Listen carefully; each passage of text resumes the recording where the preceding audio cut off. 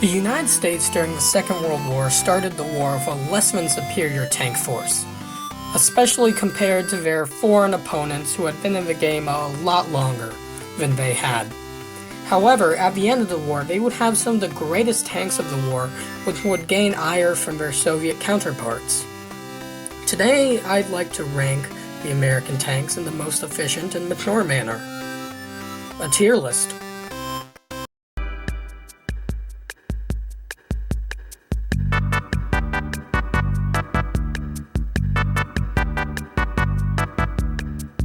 So coming into the low tiers, I don't think there are many low tier tanks in the war except for the good old big and chunky M6. Now, the M6 never fully went into production, but allow me to expulse my thoughts here, if not for a moment.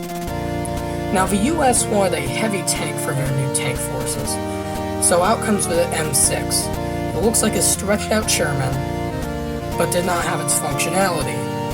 And to keep it short, that's why I'd like to put it in D tier, and that's generally the lowest any of the US tanks will go. In C tier, we have the first proper United States tank, the M3 Stuart. Now, the M3 Stuart was certainly a product of its time, and the armored doctrine which it was designed around.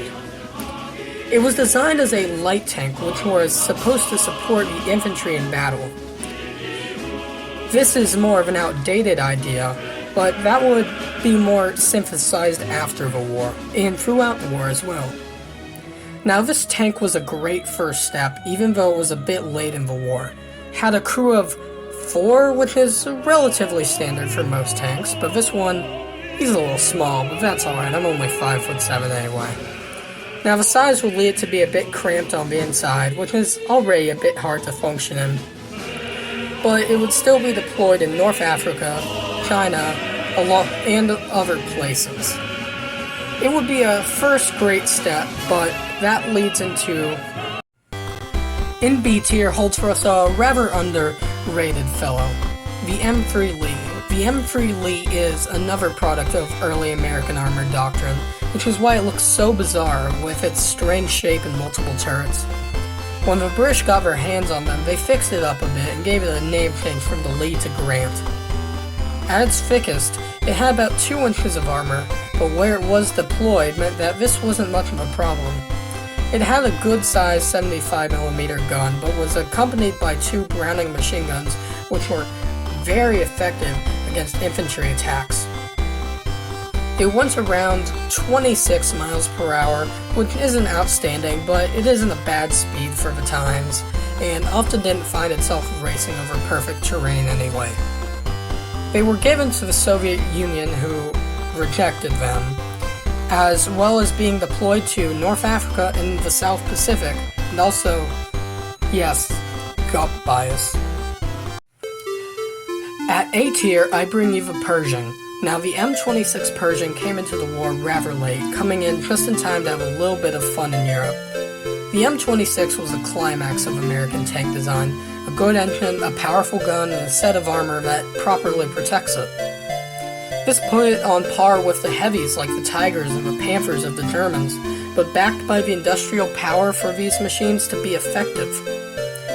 Also, though the reports of this are not very steady, there's what is known as the Super Pershing, a Pershing that has pushed its armor and its engine to its limit, and boy, she's not a looker. We do not have a sensible report on this, but we have a less than stable report that one of these did kill a King Tiger, but as previously stated, that's debatable. Now, for everything I talked about the Pershing, you might be wondering, why isn't that S tier? Well, because I have a better tank for that spot. You guessed it, the Sherman. Now, when the Sherman first came into the fray, it was one of, if not the best tanks at the time. For the time, it had a very good armor and a pretty decent gun to boot, with an engine that could actually get you to the battlefield before it broke down. Though what made it truly the best was that the United States could balance both quality and quantity with the Sherman. being able to turn out scores of tanks without having to sacrifice quality. Now, the Sherman gets a bad reputation because of the book we do not speak of. They are often called weak and unfit against the German heavies. That is in fact true, because no one knew there would be such heavies when it was built.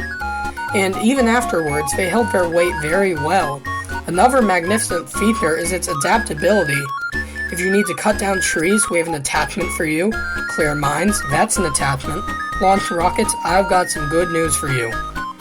We've got an attachment. Finally, when you get that Firefly, well, the Germans are just simply done. Well, that was the tier list. Let me know what you think in the comments below. Please be civil, and if you want to change my mind, I'll give you, I don't know, bragging rights? A kiss? But anyway, I've probably made a couple people mad by this point, but that's what I'm here to do. And if you're listening to this, there must be some reason that you stayed here.